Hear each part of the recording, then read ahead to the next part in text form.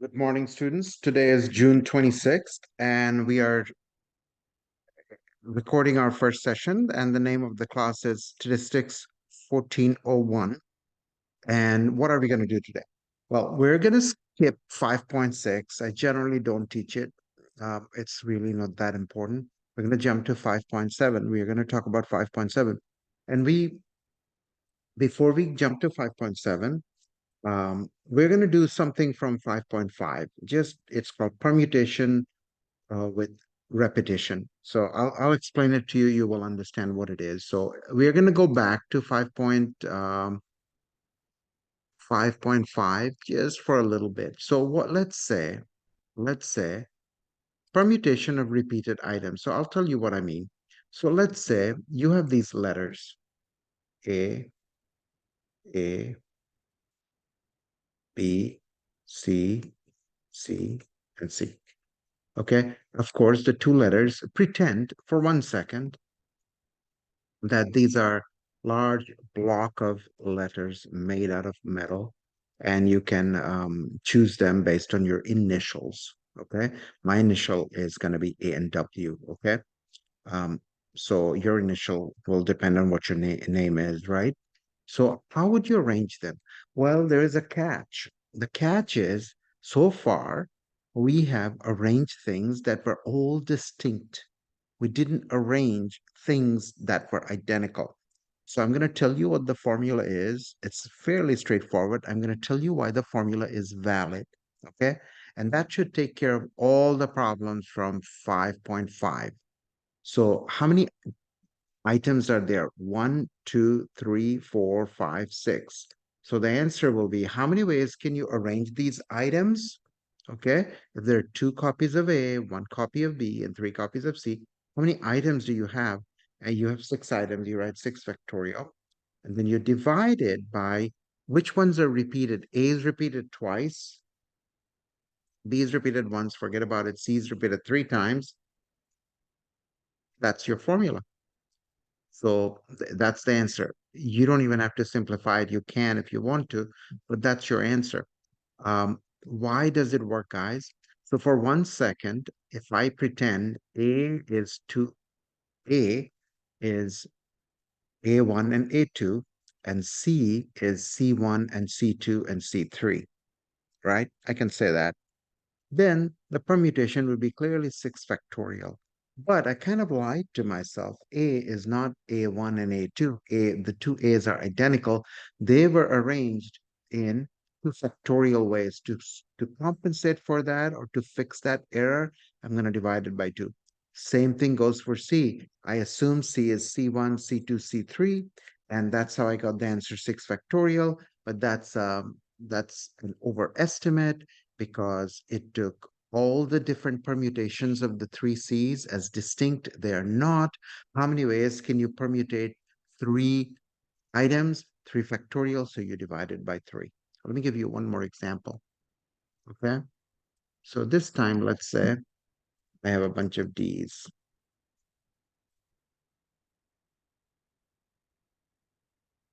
So how many different items do I have? I have 2 A's, 6, 7, 8, 9, 10, 11. So I'm going to divide by 11. Sorry, start with 11 factorial. There are 2 copies of A, so I divide by 2 factorial. There are 3 copies of C, I divide by 3 factorial. There are 5 copies of D. And that's it. Now, I don't know exactly how your book wants it, but let's go ahead and try to evaluate this using our calculator, okay? So the first thing is 11 factorial divided by 2 factorial, 3 factorial, 5 factorial. And that's a manageable number, 27,720. That's your answer. So this was left over from previous class, but now we have it.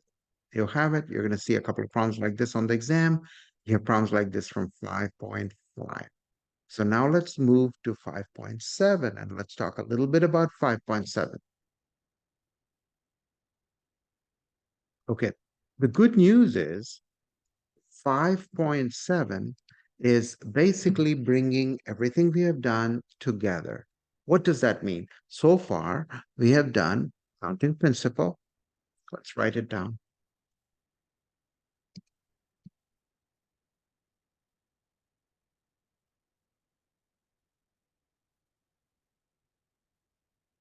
Counting principle, permutation, combination. And in this section, we're going to see it in the context of probability. Okay. So basically, we have done these things in different sections, but they actually are related and we use them in probability. I'll tell you how they are related. Counting principle and permutations are, permutation is a special case of counting principle, and combination and permutation are related. And how is probability related to all those? Well, we use counting principle, permutation, and combination to solve probability problems. All right. So that's what 5.7 is about. I don't have to give you a lot of lecture today because everything was discussed in the past that I need to know. I'm going to jump into some problems. Now, I picked these problems from your MATLAB. Okay. So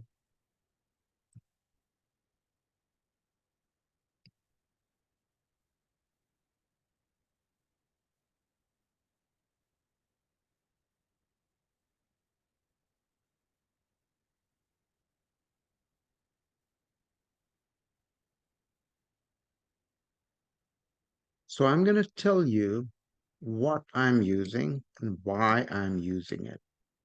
A man is planning for college and takes a standardized test. While registering for the test, he is allowed to select two schools to which his scores will be sent at no cost. If there are 13 colleges he is considering, how many different ways could he fill out the score report form?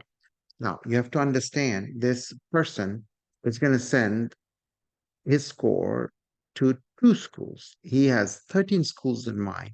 He doesn't care about the order, which one receives first. So to me, it's a combination problem. So the answer is going to be combination, or people sometimes read 13 choose two.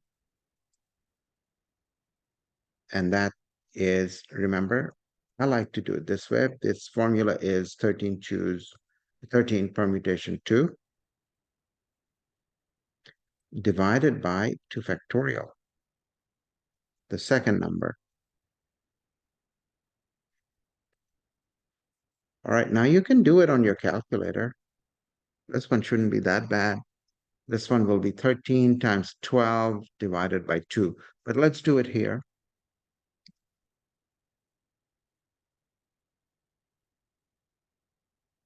Let's do it here. 13,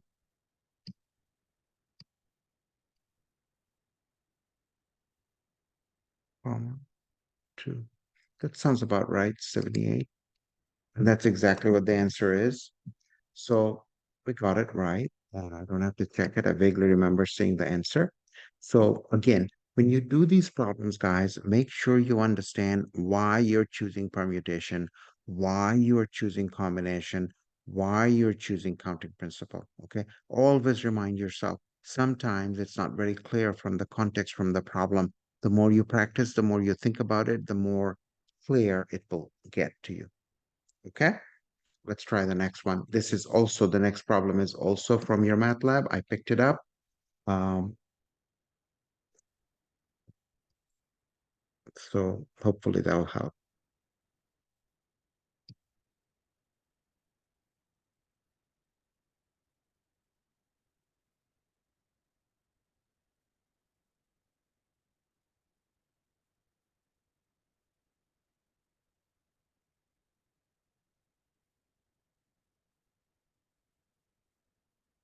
An essay has 10 questions. Students are required to answer 7 of the 10. How many different sets of questions could be answered? So let's think about it a little bit, okay? An essay has 10 questions. Students are required to answer 7 of the 10 questions. How many different sets? When we talk about sets, we generally don't care about the order, okay? Because it's just a set. You chose A, B, I chose A, B. It doesn't matter which one I started, which one you started, doesn't matter. So to me, it's a combination problem.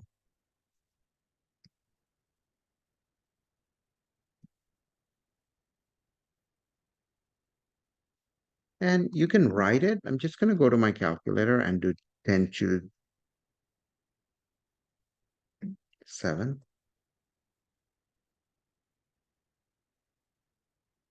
I'm getting 120. Okay, so it's a little tricky here, guys. You do have to understand when we answer questions, right? Order kind of matters. Here they're clearly telling you it's a set. When we talk about sets, committees, samples, generally, order is immaterial. So it's like saying you're going to take a set of t-shirts to your vacation, just a set of t-shirts, right? Set of 5 t-shirts. Nobody cares the order in which you pack those t-shirts. Which 5 t-shirts go is all that you care. So keep that straight.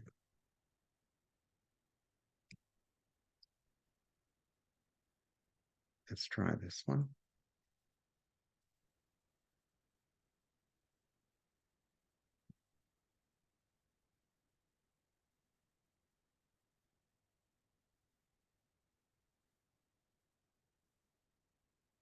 So what's this one? Let's find out.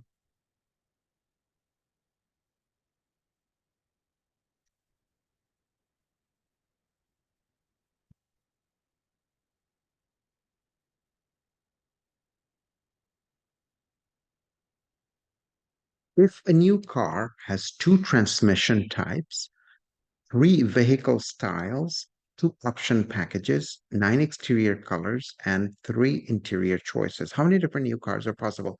Now, to me, this is a very basic counting principle. It's like you have 2 choices for your shirt, 3 choices for your pants, how many outfits. It's the same story. Okay. Now, let me see how many categories do I have. 1, 2, 3, 4, 5. I have 5 categories. I hope I didn't miscount.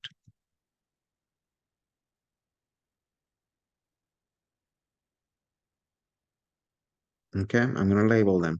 Transmission type is TT. Vehicle style, option packages, exterior color, interior color. Okay, we have 2 choices for TT, 3 choices for vehicle types, 2 for the next one, 9, and 3. Okay, so basically it's counting principle. I'll explain to you why. So how many ways can you choose a transmission type? 2. Then how many ways can you choose a vehicle style? 3. So you basically multiply them, and what do you get? 2 times 3 times 2 times 9 times 3. And I'm just going to use my calculator. 3 times 3 is 9, 81, 81 times 4. I think that's the answer.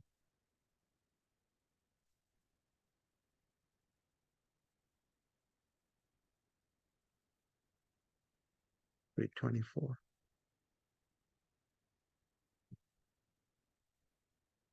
So that's the answer to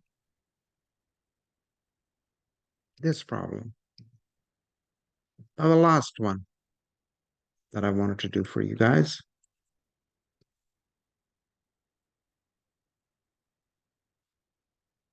This one is very straightforward, actually. It's kind of, this section is kind of review of everything we have done so far, really. So take a look. Suppose events A and F are independent, and the probability of event E is zero point 0.7. The probability of event F is zero point 0.9. What's the probability of E and F? Remember, guys, when 2 events are independent, they're defined E and F, you just multiply the two probabilities. It's not a whole lot going on.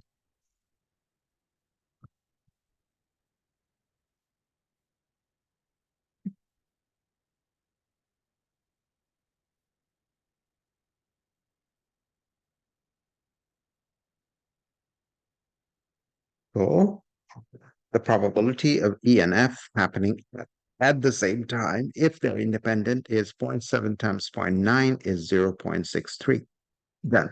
So guys, I did some of the problems from 5.7. Make sure I'm mentioning the section correctly. 5.7 and and you're going to do some. You can always ask me to do more problems online and record videos for you guys. Just send me your class name. Clearly tell me it's 1401. Then send me the problem number, ideally a screenshot. That'll helpful. That'll be very helpful. Um, and we are good to go. I don't have anything else to do add to this lecture today, but feel free to ask me to do problems. Thank you. Take care. Bye-bye.